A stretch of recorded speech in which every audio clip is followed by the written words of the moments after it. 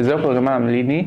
واهلا بيكم في حلقة جديدة من برنامج اعرف اكتر. زي ما عودتكم بنتكلم هنا عن موضوعات بتهمنا في حياتنا اليومية وتساعدنا نفهمها بشكل اعمق. النهاردة موضوعنا عن حاجة بقت جزء لا يتجزأ من حياتنا، المظاهر. كلنا بقينا مهتمين بشكلنا وصورتنا قدام الناس، لكن السؤال الحقيقي هنا ليه المظاهر بقت مهمة قوي بالشكل ده؟ وهل ممكن نستغل اهتمامنا ده في مصلحتنا بدل ما يكون عبء علينا؟ تابعوني لآخر الحلقة عشان نجاوب على الأسئلة دي مع بعض.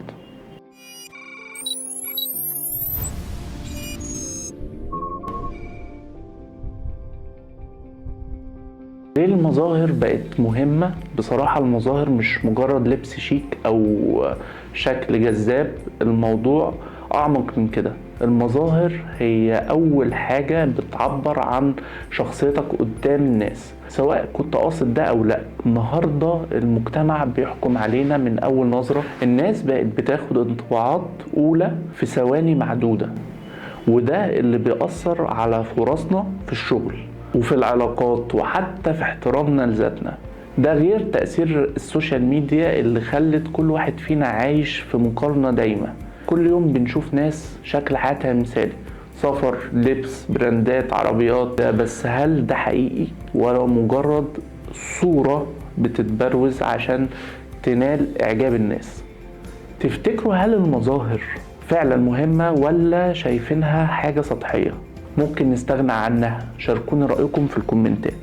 ازاي المظاهر بتأثر علينا بشكل سلبي؟ رغم ان المظاهر ليها دور في حياتنا، بس لو ركزنا عليها زيادة بتتحول لضغط نفسي. خلونا نتفق ان السعي دايما عشان نكون على المستوى ممكن يخلينا ننسى حاجات اهم زي السعادة الحقيقية والراحة النفسية. طول ما انت بتبص على حياة غيرك ممكن تحس انك اقل، حتى لو كنت راضي بحياتك قبل كده. تاني حاجة هنتكلم عنها الضغط المادي.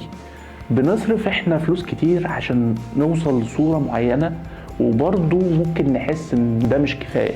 تالت حاجة البعد عن الحقيقة. لما بنركز على الشكل ساعات بننسى ان الجوهر اهم بكتير. الشكل بيتغير، لكن شخصيتك واخلاقك وثقافتك هي اللي بتسيب الاثر الحقيقي عند الناس. ازاي بقى نستغل المظاهر بشكل ايجابي؟ لو المظاهر جزء من حياتنا نقدر نخليها تخدمنا بدل ما تكون عبء علينا. اول حاجة نهتم بمظهرنا بس لنفسنا. لبسك الشيك والنظافة الشخصية بيعكسوا ثقتك في نفسك. افتكر ان الانطباع الاول مهم، مش بس للناس لكن كمان لنفسك.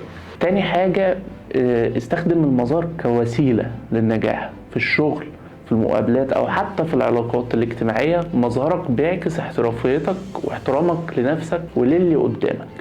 تخيل موقف بسيط، شخص لابس لبس مش مكوي، ريحته مش كويسة وعمال يتاوب، وشخص تاني لابس لبس مرتب وريحته كويسة وشكله نايم كويس ومركز. مين فيهم هيكسب احترامك واعجابك؟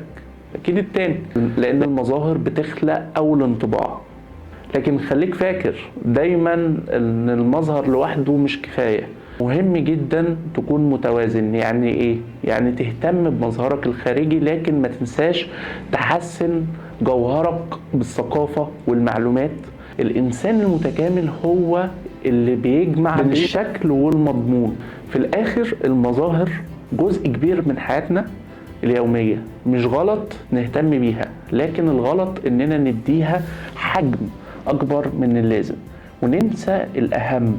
اهتم بنفسك عشان تكون في افضل صورة، وافتكر دايما ان المظهر وسيلة لاظهار افضل نسخة منك، لكن الجوهر هو اللي بيثبت قيمتك الحقيقية. لو الحلقة عجبتكم اعملوا لايك وشير وشاركوا رأيكم وتجاربكم مع فكرة المظاهر في الكومنتات. اشوفكم على خير في الحلقة الجاية، وخلوا بالكم من نفسكم من بره ومن جوه. سلام.